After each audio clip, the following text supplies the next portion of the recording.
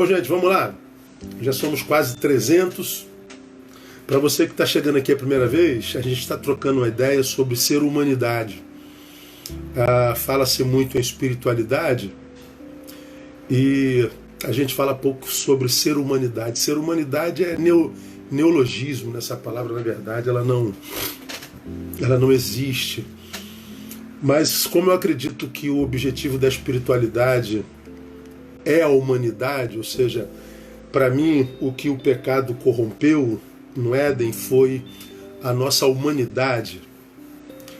E desde que o pecado entrou, nós passamos a ser humanos da forma errada. Vou desligar aqui, tá? Nós passamos a ser humanos da forma errada. E porque nós somos humanos da forma errada, ao invés de amar o próximo, nós vilipendiamos, nós maltratamos, nós usurpamos, nós matamos, nós denegrimos. Ao invés de sermos aquele que ajuda ao próximo a extrair de si a sua melhor versão, nós somos aquele que o amaldiçoa, que interfere em seu crescimento e tudo mais. Nossas relações humanas viraram tóxicas. Nós estamos doentes. Eu estou cada vez mais convencido disso. E ninguém, como nós já falamos em outras lives, escapa dos efeitos dessa doença existencial e social que nós passamos. Estamos piorando. A minha palavra não é pessimista, ela é realista. Pessimista é a visão que eu tenho de futuro. A minha visão de futuro para a humanidade é pessimista. Quando eu não faço essa análise pelos olhos da fé. Então, quando eu analiso o que eu tenho na mão, como testemunho, como fruto da raça, a minha tendência para com o futuro é pessimista mesmo. Então, eu acho que nós estamos caminhando para o fim, os sinais demonstram isso, e a gente está vivendo uma deformação muito grande como raça. Nós estamos conversando sobre isso. Aqui nesse projeto Ser Humanidade, nós já conversamos sobre perdão. Seria muito interessante que você que não ouviu, ouvisse. As lives, quando terminam aqui, vão para o meu canal do YouTube. Falei duas noites sobre perdão. E depois fiz uma série sobre desconstrução humana como processo. Como que nós estamos piorando, inclusive como cristãos. E tá lá, são 5 estudos. Na semana passada, a gente começou a conversar sobre amor iceberg.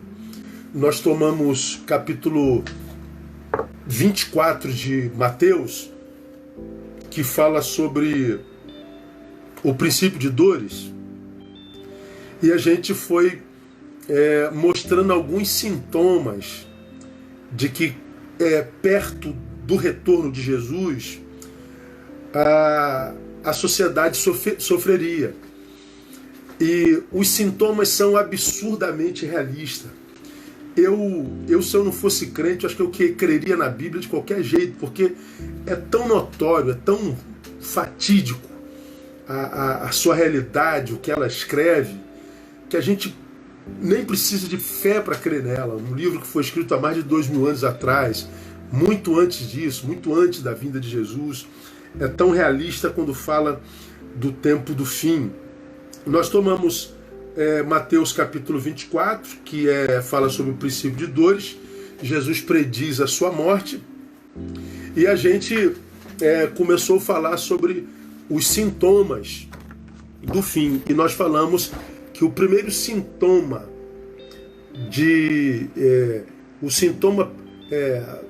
primeiro da geração do tempo do fim seria o esfriamento do amor. E nós tomamos por base de 1 a 14, sobretudo o versículo 12, que é um versículo que a gente conhece muito bem. E por se multiplicar a iniquidade, o amor de muitos esfriará. Isso aqui é um imperativo. Acontecerá. Não está dizendo que é possível que perto da vinda de Jesus, perto do fim, é possível que o amor esfrie. Não está dizendo isso não. O amor esfriará. O amor esfriará. E nós vamos falar sobre isso. Então, o primeiro sintoma que acometeria a geração que estaria no planeta próximo à vinda de nosso Senhor era o indubitável esfriamento desse amor. Então, começamos o nosso estudo na quinta-feira passada fazendo uma pergunta subjetiva. Você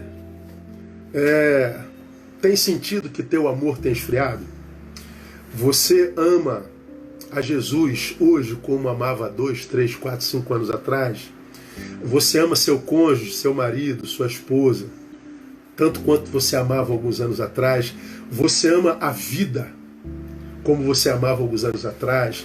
Você ama a tua vocação, o teu chamamento, o teu dom como você amava antes?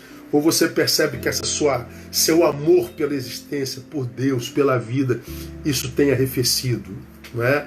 Então é uma análise que a gente se predispôs a fazer aqui. Quando a Bíblia fala sobre o esfriamento do amor, fala a respeito de tudo que esse esfriamento geraria na sociedade. E nós falamos sobre isso na quinta-feira passada. Quais são as sequelas do esfriamento desse amor? Aí nós fomos estudando juntos. Primeiro, distúrbio da personalidade. Nós lemos o versículo 5, que diz: porque muitos virão em meu nome, dizendo eu sou o Cristo, e a muitos se enganarão. Então ele diz, haverá um distúrbio de personalidade. E ele não fala só de gente que viria dizendo que era ele, mas ele fala de gente que pareceria ser uma coisa e na verdade era outra. Então seria um tempo de profunda decepção relacional, não só espiritual, não só conjugal, mas relacional. Porque nós viveríamos um distúrbio de personalidade. Isso é absurdamente real e verdadeiro hoje. Segundo, nós veríamos uma desvalorização da vida. No versículo 6, ouvireis falar de guerras e rumores de guerra. Por que é desvalorização da vida? Porque nada mata mais do que guerra.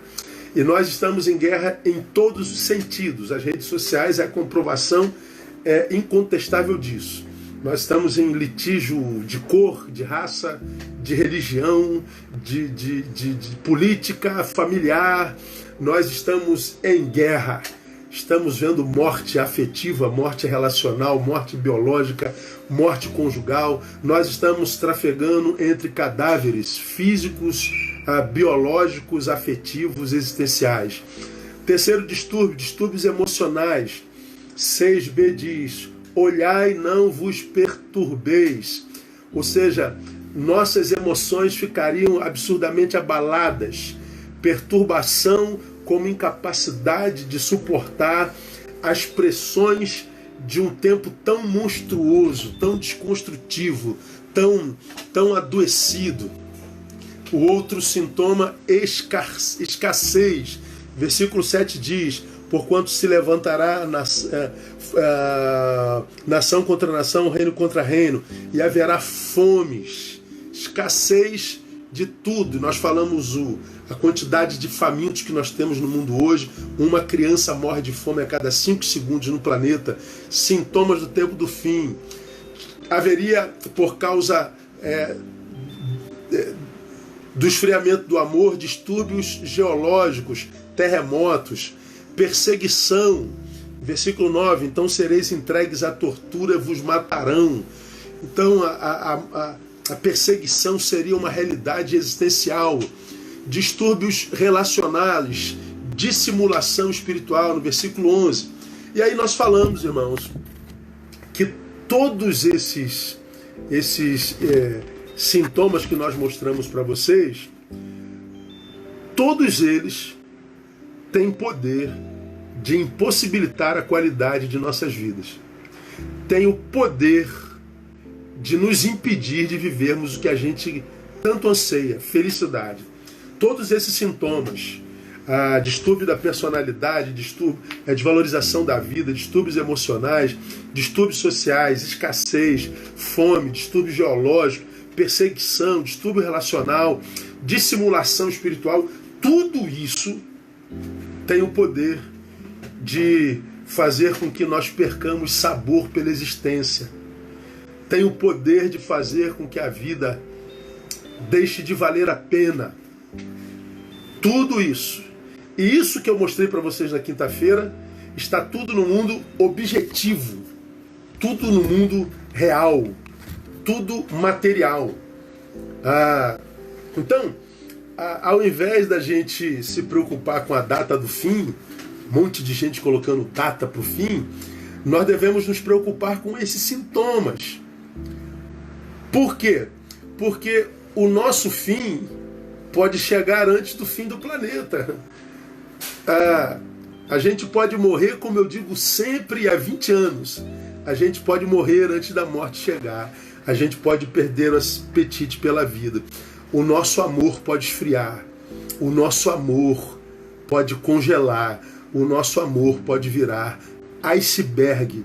Porque os sintomas revelados em Mateus capítulo 24, que fala sobre o princípio das dores, estão diante do nosso nariz. Só não vê, só não acredita quem não quiser. Vai ser refém e vai ser vítima do esfriamento desse amor. Agora, esses sintomas que eu passei para vocês revelam que já começou, não é verdade? Agora, vamos evoluir um pouquinho mais. Primeiro sintoma da geração que estaria no planeta no tempo do fim seria essa geração de amores esfriados, que traria como sequela esses distúrbios todos que eu mostrei para vocês.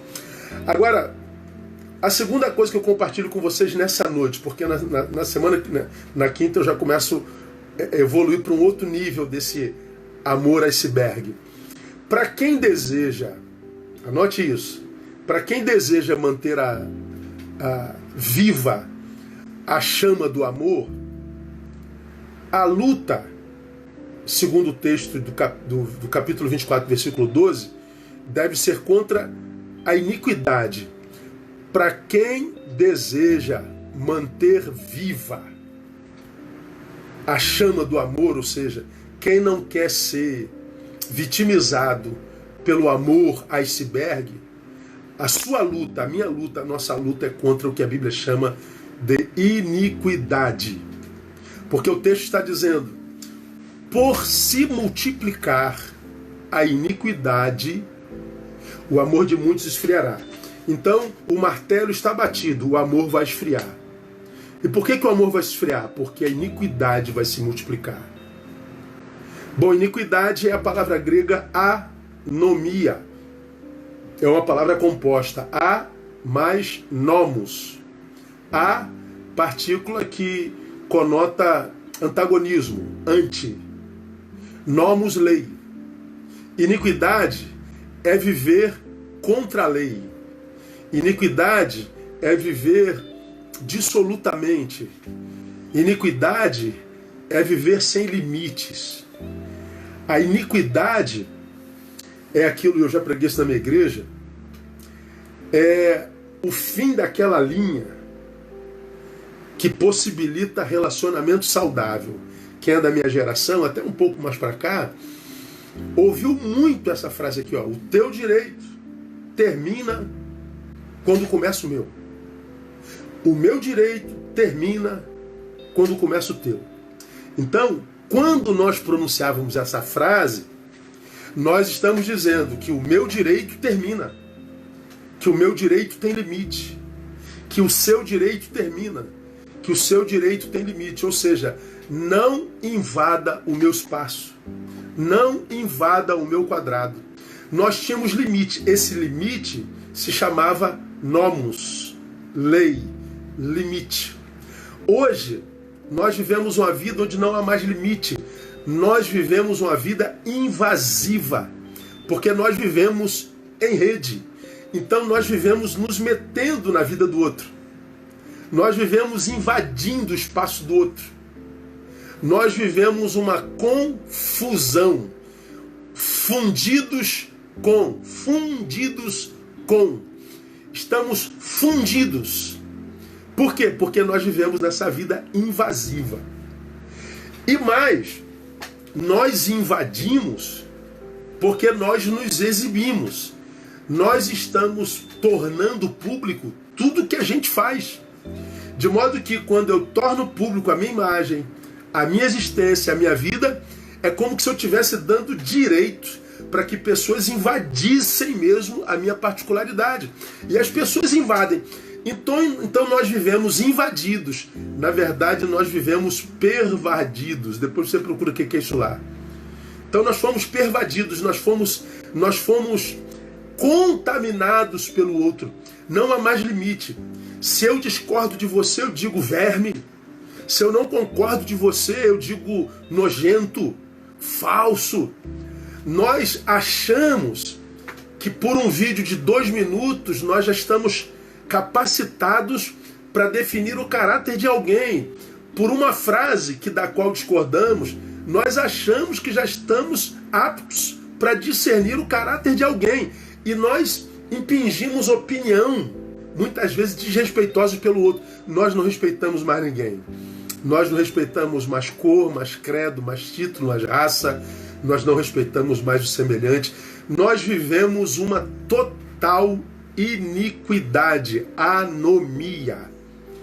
Por se multiplicar essa anomia, por termos aberto mão da nossa privacidade, por causa da vasta exposição, o texto está dizendo, vocês vão se confundir e vocês serão invadidos por outros e muitos que vocês nem conhecem. E quando vocês forem invadidos na sua particularidade, as sensações do outro, a produção do outro, gente que você nunca viu na vida pessoalmente, vai exercer poder e influência dentro de você. Vocês adoecerão. E não há como, irmão, não admitir que é assim. Nós estamos absolutamente contaminados. Nós estamos doentes. Nós estamos infelizes. E a nossa iniquidade vai aumentando. Primeiro a gente invade só em opiniões e conceitos. Mas depois essa iniquidade, ela vai aumentando porque eu invadi e não fui reprimido. Fui reprimido, mas não obedeci. Então eu invado mais. Então nós vamos invadindo. O que acontece? Daqui a pouco a gente está tocando no outro. A gente está invadindo a vida particular. Por quê? Porque a gente só pensa no nosso desejo. É o hedonismo. E aí nós vemos coisas se multiplicando entre nós. Por exemplo, o homem passa a imaginar que é dono da sua esposa. Quando ela não quer mais, ele mata ela. Invasão. O homem sente desejo por uma criança e não respeita a sua infância. Ele quer satisfazer o seu desejo. Ele abusa da criança. Ele é pedófilo. Nós vamos invadindo. Nós vamos de forma iníqua invadindo, desrespeitando, vomitando nossa opinião sem ser pedida. Nós estamos vivendo iniquidade, anomia. Ninguém respeita mais nada, nem coisa alguma. Pois bem, é essa iniquidade que invade o amor. Eu vou dar um exemplo bem prático, bem simplesinho. Vamos imaginar que você acorde naquele dia num jardim florido. Você sonhou com um jardim cheio de rosas. E você acordou sorrindo. Você acordou feliz. Você acordou como quem foi visitado pelo Espírito Santo à noite. Aí você diz, poxa, que noite maravilhosa que o Senhor me deu. Aí você diz assim, eu vou compartilhar minha alegria com o Senhor, com os meus seguidores. Aí você vai para o Instagram, bom dia, amados, essa noite eu tive um sonho com o Espírito Santo muito agradável, e ele fez isso assim comigo, e teretetê, e eu estou aqui para compartilhar com vocês, para abençoá-los, e desejar uma semana maravilhosa para vocês. Aí você faz isso com tanto amor, aí daqui a pouco vem um primeiro comentário. Ah, deixa de ser boba, tem nada a ver com o Espírito Santo. O Espírito Santo não fala mais em sonho, não. Você está interpretando o teu sonho de forma errada, desculpa. Pô, já vem... Aí você diz, não, querido, eu tenho certeza que foi o Espírito Santo. Foi nada. Isso é loucura, isso não existe. Seja mais realista. Aí o outro comentário: é verdade, ela está pensando que o Espírito Santo não tem mais o que fazer não. Deixa de ser burra, menino, não tem nada a ver com o Espírito Santo não. Aí você fala: mas gente, eu só quis compartilhar a alegria. Compartilha, mas não diz que foi o Espírito Santo, pô. Você está pensando que a gente é idiota? Pronto, começou o bate-boca. Daqui a pouco estão te chamando de vaca. Aí você que começou dizendo: bom dia, o Espírito Santo me visitou, daqui a pouco você está dizendo: vaca é você que não presta, você que é salafrário, você que não sei o quê. Veja só como você foi invadida pela iniquidade do outro. E daqui a pouco a iniquidade que te invadiu é produzida por você. Vaca é você, burro é você, nojento é você. Nós estamos aqui, ó, nessa guerra, nessa polarização, em guerras que a gente não precisava travar, mas é que o nosso ego infla quando a iniquidade o toca e a gente não consegue ficar de boca calada. A gente reage na mesma proporção e a gente não percebe que quando a iniquidade dele nos toca, mexe com a nossa alma, e quando a gente abre a boca para reproduzir, para nos defendermos, quando a gente abre a boca, é o que sai da boca que nos contamina. Nós vivemos no campo e no mundo da iniquidade. Não tem jeito. O amor que eu mando volta como pedrada. A opinião de amor que eu mando volta como ingratidão, como indiferença, volta como silêncio ensurdecedor. E nós vamos, portanto, desistindo de produzir amor, de produzir solidariedade, palavra de graça, porque a iniquidade vai arrefecendo isso em nós. Nós estamos vivendo essa guerra louca nas redes, essa polarização, tudo da briga, por quê? Por causa da iniquidade que se multiplica. Por se multiplicar a iniquidade, o amor de muitos esfriará. Deu para entender o que é iniquidade? Então a gente luta contra a iniquidade. Agora, olha que coisa interessante, como é que a Bíblia é linda, irmãos. Por se multiplicar a iniquidade, a anomia, a vida confusão, nós estamos fundidos com, nossa particularidade foi invadida. Viver subjetividade e viver para si apenas é quase uma impossibilidade. Pessoas não conseguem mais viver para si, precisam se expor. Ou seja, eu existo à proporção que me vem. Ou seja, é uma raça que precisa ser vista, que precisa ser aplaudida, que precisa ser aceita, que precisa ser invejada. E quando a gente diz que não precisa de nada disso, dizem que você é maluco, que você é desconectado desse tempo, que você é esquizofrênico e tudo mais. Mas não. É porque dá para viver sim em silêncio, dá para viver retraído, dá para viver em particularidade, dá para viver consigo perfeitamente, né? Estabelecendo limites nas suas relações, se relacionando com quem você não quer, se relacionando com quem você quer e com quem você não quer, você não se relaciona, estabelecendo quanto tempo você passa junto, se não quer mais passar tempo junto. Tudo isso é possível. Tudo isso é possível. Mas quando a gente tem saúde de amor, quando o nosso amor não foi esfriado, quando o nosso amor não é esfriado, portanto, a gente está capacitado para viver o mais importante de todos os amores, que é o quê? O amor próprio, que é o que muita gente já não tem hoje. E isso justifica por que se metem em algumas relações, em alguns relacionamentos tão degradantes e tão destrutivos. Falta de amor próprio, né? Agora vamos avançar um pouquinho mais, porque tem coisas muito tremendas aqui para a gente aprender.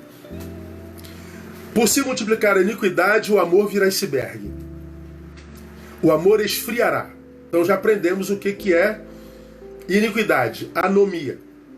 Agora olha que coisa interessante, irmão. Por se multiplicar a iniquidade, a anomia, o amor de muitos esfriará. A palavra esfriar, no grego, é a palavra psiketai. Diga aí onde você está. Psiketai. Isso. Por se multiplicar a anomia, o amor de muitos psiketai. A palavra psiketai, traduzida literalmente, é soprar.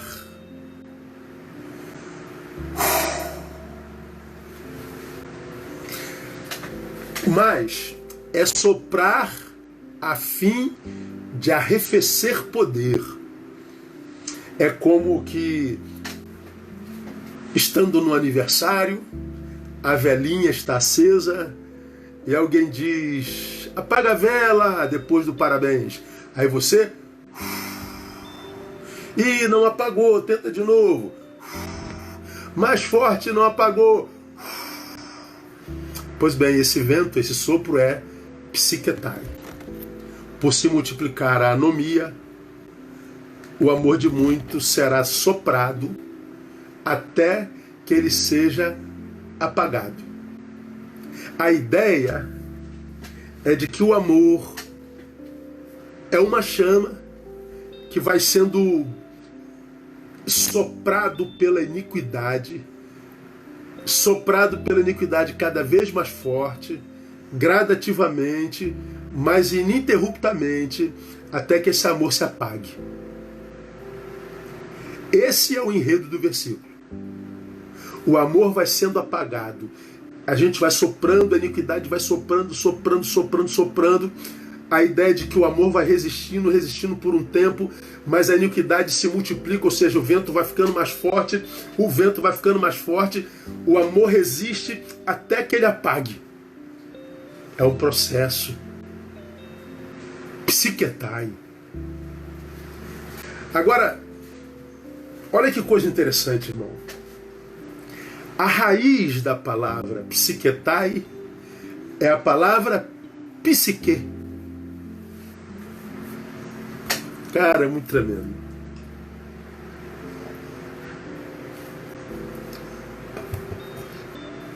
Por se multiplicar a anomia, o amor de muitos psiquetai será soprado até arrefecer o seu poder.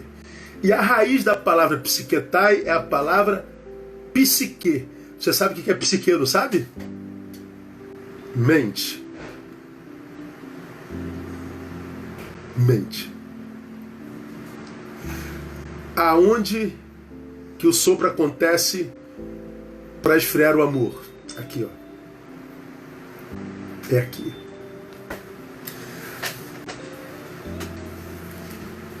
É cultural na raça humana a gente usar o coração como arquétipo do amor. Ah, o meu coração está cheio de amor. Ah, o meu coração é amor puro. Meu coração está transbordando de amor. Pois é, a gente imagina que é o coração mesmo que é o lugar onde o amor trabalha. Não, o coração é um músculo que bombeia sangue para o corpo. Tudo acontece aqui, ó, no cérebro, na psique. Esse texto mexeu muito comigo, irmão, porque se Deus é amor e o amor esfria em nós, eu só posso acreditar que esse sopro venha de origem espiritual também. Eu acredito com toda a minha força e toda a minha alma que essa anomia que acaba com a linha do nosso quadrado, dos nossos direitos, da nossa subjetividade, essa anomia que faz com que nós vivamos essa vida invasiva, que a gente não tenha mais tempo para nós, que a gente não tenha mais tempo para cuidar do que a gente é na essência, isso também tem cunho espiritual. Eu não acredito que, se o assunto for esfriar o amor, não tenha um dedo do diabo nisso. Portanto, quando a gente fala de lutar contra a iniquidade, a gente luta não só com a iniquidade sociológica e antropológica, mas com a iniquidade espiritual. Com a iniquidade produzida pelas trevas. E quando a gente fala de iniquidade das trevas, aonde que essas trevas trabalham? Trabalham aqui, irmão, na nossa mente. Então lembra uma coisa, você que é crente, principalmente você que é novo. Quando você ouvir falar sobre batalha espiritual, a Bíblia sempre se refere a uma batalha espiritual que acontece no campo das ideias. Crentes adoram brigar com o demônio. Tem igrejas que só existem para brigar com demônios. O demônio tem mais espaço no culto do que o louvor a Deus. Então eles evocam o demônio, todo demônio que está aqui, demônio que está ali se manifesta, aí pula lá um monte de gente endemoniada. Aí eles trazem os endemoniados para o púlpito, e aí entrevista o demônio, faz um monte de pergunta, aquele show pirotécnico, depois diz, sai! Envergonha a pessoa que estava endemoniada, e o demônio vai embora. Para onde que ele vai? Bom, volta para o lugar de onde ele veio até o culto de amanhã. Então todo culto com a gente endemoniada. Então a gente está nessa guerra contra alguns demônios que vão à igreja. Um demônio que vai à igreja não devia ser um demônio que não deveria nos preocupar. O demônio com o qual a gente devia se preocupar é aquele que pegou Judas. Tendo Satanás entrado em Judas, foi ele tramar com os pretores como prender a Jesus. Satanás entrou em Judas, Judas não falou com voz grossa, Judas não gruiu, Judas não parecia estar possuído, mas Judas foi ganhar dinheiro com o nome de Jesus.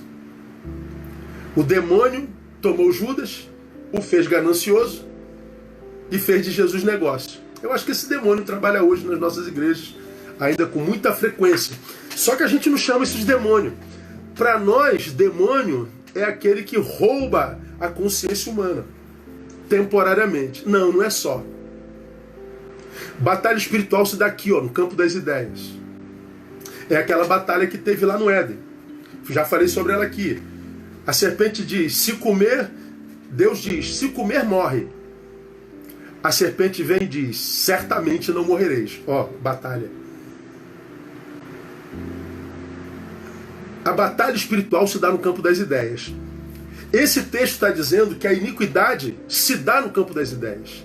É na psique, de onde vem psiquetai. Agora a gente entende, por exemplo, o que Paulo queria dizer quando ele escreveu a igreja de Corinto, no segundo livro de Corinto, 2 Coríntios 10, 3 e 5. Lembra que a igreja de Corinto era a igreja mais carnal do Novo Testamento, era uma igreja completamente secularizada. Ao invés de evangelizar a cidade, foi secularizado pela cidade. Paulo escreve 2 cartas exortativas, descendo o chicote, estava tudo errado lá. Entre as exortações paulinas à igreja de Corinto está, porque embora andando na carne, não militamos segundo a carne, pois as armas da nossa milícia não são carnais, embora poderosas em Deus para a demolição de fortalezas. E o que é isso? Derrubando raciocínios e todo baluarte que se ergue contra o conhecimento de Deus e levando cativo todo pensamento à obediência a Cristo. Olha o que Paulo está dizendo. Nós andamos na carne, não andamos? Não temos como não andar. A gente vive na carne. Nós somos corpo. Mas a nossa milícia, a nossa militância não é contra a carne. Então se é de carne e osso, não é meu inimigo. Vemos como, mas não é nosso inimigo. Porque é de carne e osso. Aí ele diz, as armas da nossa milícia não são carnais, mas são poderosas em Deus para demolição de fortalezas. Que fortalezas são essas? São aquelas que se erguem tentando nos impedir de nos aproximarmos de Deus e de vermos o seu projeto e a sua vontade estabelecida na nossa vida. Que fortalezas são essas? Paulo diz no versículo 5. Raciocínios. Baluarte que se ergue contra o conhecimento de Deus. Então Paulo está dizendo que quando nós usamos as armas espirituais, e arma espiritual para Paulo aqui é a capacidade de levar cativo todo pensamento à obediência a Cristo. Quando o meu pensamento, ou seja, quando a minha psique está em Cristo, quando a minha psique, a minha capacidade de raciocínio foi levada à obediência a Cristo, o que acontece? Os raciocínios que vêm de fora, que vêm como sopro, que vêm como psiquetai sobre a minha psique, eles perdem poder em mim. Por quê? Porque eu estou em Cristo, eu estou na palavra. Cara, isso para mim é tremendo. Como eu falei na semana passada, Hoje é muito comum nós vemos crentes sendo levados pela cultura do tempo presente. Hoje nós não lemos a Bíblia para interpretarmos o tempo. Nós nos adequamos ao tempo e tentamos adequar a Bíblia a isso. Então hoje nós temos uma sociedade que abandonou a comunhão da igreja, uma sociedade que não tem contato pessoal com a palavra, uma sociedade cristã, tá, gente? A não cristã nem se fala, que não tem vida devocional particular, não tem vida de oração, intimidade com Deus, portanto brasa longe da fogueira, ou seja, carvão, que mesmo longe se julga capaz de ser usado para discernir a palavra com a qual não tem intimidade. O problema é que quando nós não temos intimidade com a palavra, porque nós não temos contato pessoal com ela, nós a leremos não pela influência do Espírito Santo, mas pela influência dessa psique. Nós vamos ler a Bíblia com uma psique que já foi soprada pela cultura desse tempo presente, pelo Deus desse século. E é por isso que quando eu leio a Bíblia, ou quando o homem moderno lê a Bíblia e encontra base bíblica, por exemplo, para aborto.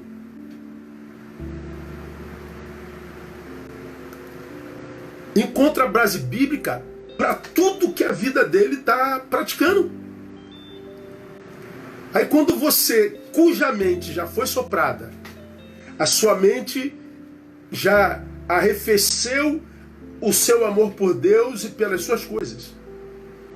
Quando a sua mente tem uma chama divina que já perdeu o poder, mas não admitido.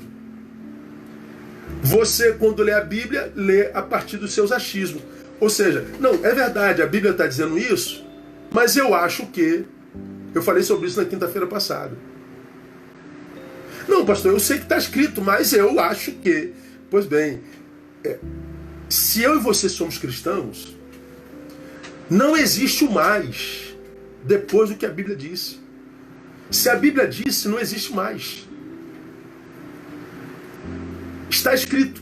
Claro que cabe a interpretação bíblica, qualquer um sabe disso.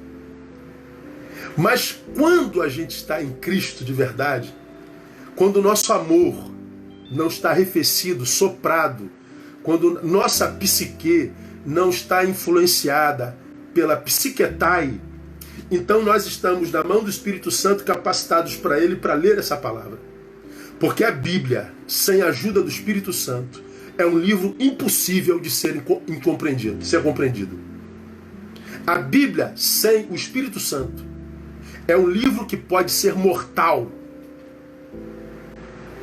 É um livro que pode fazer muito mal a uma pessoa e uma sociedade inteira.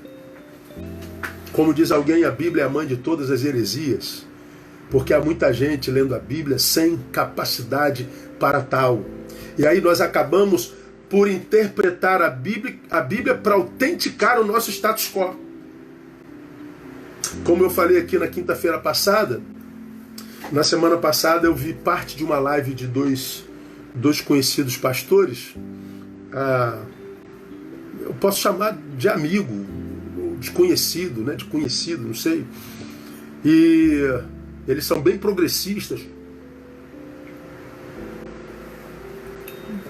Eles estavam conversando, porque, né, amigo, o problema dos evangélicos é que eles são muito literalistas. Eu acho que o literalismo prejudica. Então eles creem em muitos mitos. O mito já é outra coisa, né? E, por exemplo, há quem acredite ainda no mito Adão e Eva. Eu falei, poxa, Adão e Eva é mito? Para eles é mito. Adão e Eva nunca existiram. Eles falaram do mito de Jonas, na barriga do peixe. Mito. Pô, como é que alguém pode crer que Elias orou e o sol parou. Mito. Mito. São pastores. Agora, eu pergunto, irmãos, uma pessoa que não crê em Adão e Eva, acha que é mito? Uma pessoa que não crê na experiência de Jonas, mito? Uma pessoa que não crê que Elias orou e o sol parou, pode crer que Jesus nasceu de uma virgem? Alguém que não crê em Adão, em Jonas, em Elias, sol parou, pode acreditar em ressurreição? Fala a verdade. Pelo amor de Deus. E se você não acredita, como que você pode se denominar cristão? E como que você pode ser pastor, meu Deus do céu? Falta de honestidade espiritual. Para mim, é falsidade ideológica espiritual. Está pastor, mas não é. Porque para nós, a Bíblia é a palavra de Deus. Ela não se torna a meu bel prazer. Ela não contém a palavra. Para nós cristãos, ela é a palavra de Deus. Ela é a revelação de Deus para o seu povo. Então não tem como a gente acreditar só em parte dela, a não ser que a gente tenha sofrido psiquetai. Então, mais importante do que guerrear com o que está fora, guerrear com quem está fora, é guerrear com o que está acontecendo dentro, irmão. Eu confesso, eu tenho muita dificuldade com muitas coisas na Bíblia Sagrada. Tem algumas coisas que não descem na goela. Que eu digo assim, meu Deus, isso aqui tá difícil, hein, Deus? Mas tá escrito, tá, eu escolho crer. Então, o meu desejo se submete à minha fé. Então, eu poderia chegar e dizer, não, rasgue isso aqui da Bíblia, como muita gente tem feito. Não, irmão, não faço não. Porque é essa palavra que mantém viva a chama da fé.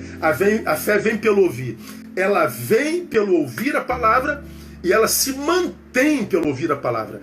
A fé se vai quando a gente cede a raciocínios outros e a gente perde a fé por raciocínios outros. Por quê? Porque a batalha se dá aqui. Fortaleza para Paulo não são demônios, não. Fortaleza para Paulo não é demônio que nos oprime. Fortaleza para Paulo são pensamentos que se exprimem, que se expressam, e nós somos influenciados. A iniquidade que vem por uma fala que adentra a nossa psique, que a gente não consegue mastigar, que a gente não consegue discernir, e aquilo entra e começa a desconstruir tudo que pela palavra já foi gerado em nós.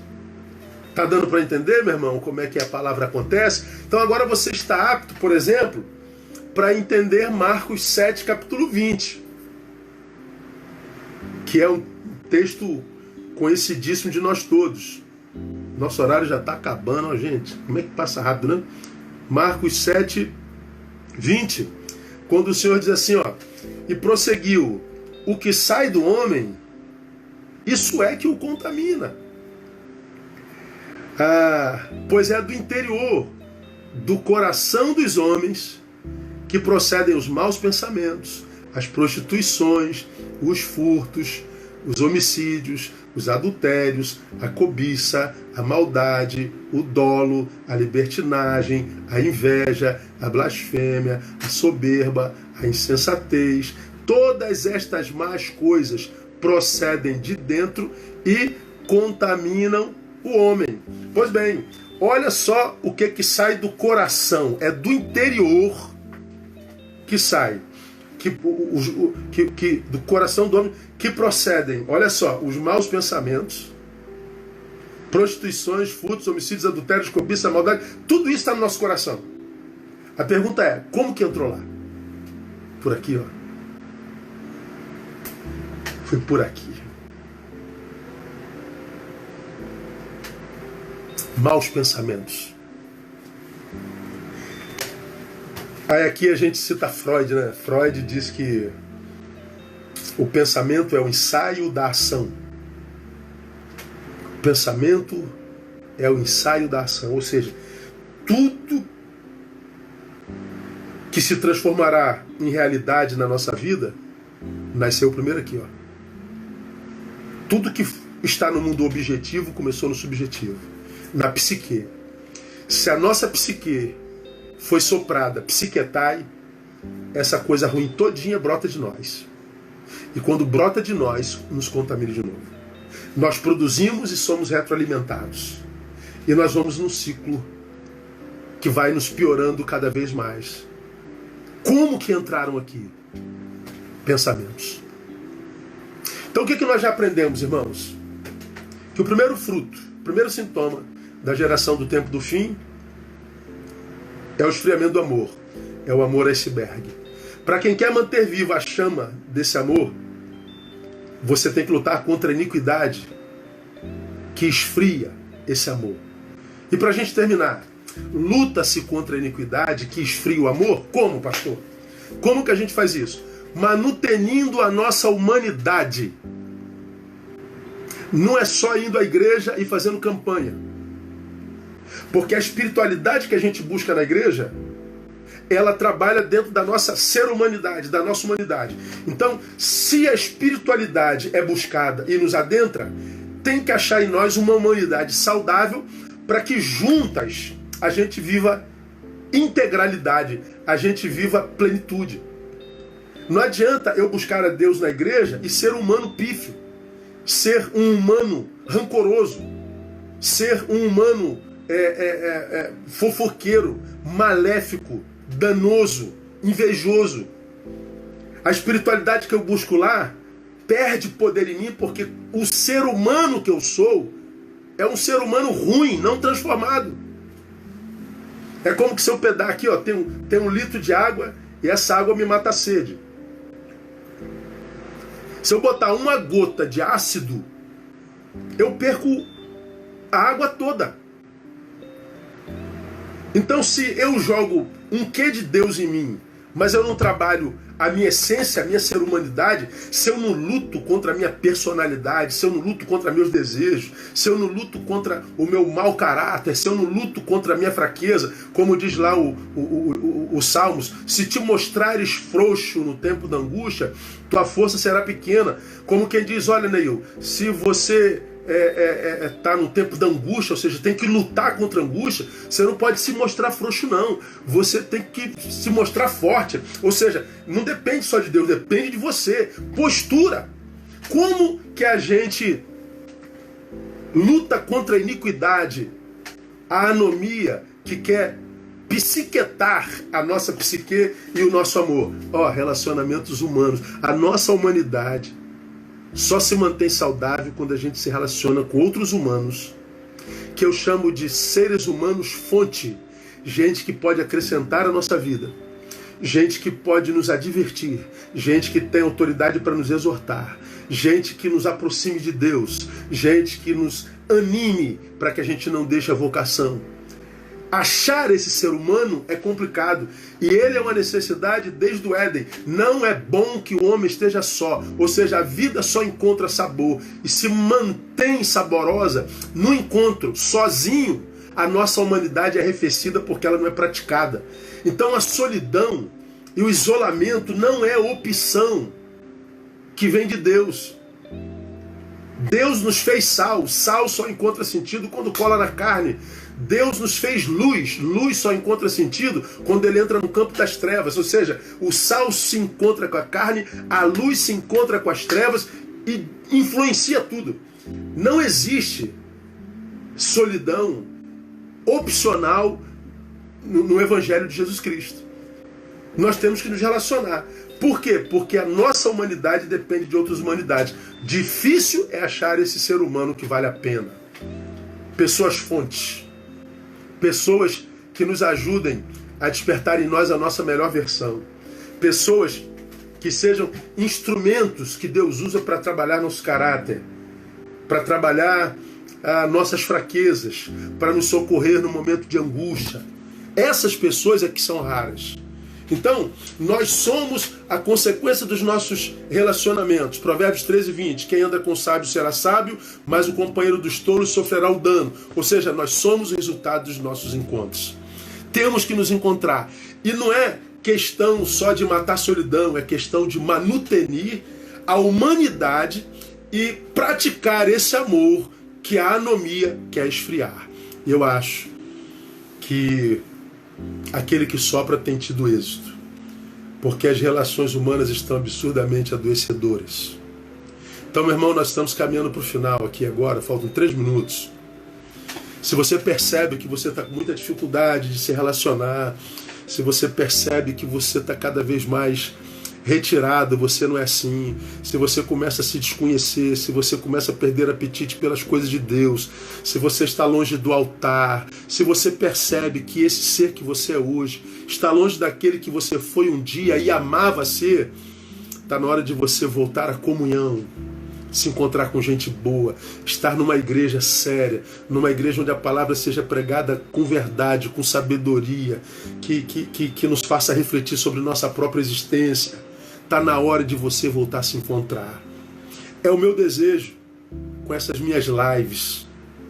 É o meu desejo com essas palavras que eu tenho compartilhado com vocês. Eu tenho falado sobre ser humanidade, porque sobre espiritualidade todo mundo está falando, mas não fala onde é que essa espiritualidade vai desembocar. Então, estou acabando aqui. Esse estudo vai para o meu canal do YouTube. Amanhã de manhã você já vai poder ouvir de novo. Reouça isso aqui de novo. E de novo, vai internalizando para que você possa fazer a manutenção do amor de Deus na sua vida. Na quinta-feira, nós vamos começar a falar sobre 1 Coríntios capítulo 13. Por que esse amor não pode arrefecer em nós? Os sintomas estão aí, mas nós vamos falar muito mais sobre o amor a partir de 1 Coríntios capítulo 13. Ele não pode esfriar, ele não pode se icebergizar. Não permita que o teu amor se esfrie, porque a gente não morre quando a morte chega, a gente morre quando o amor se vai.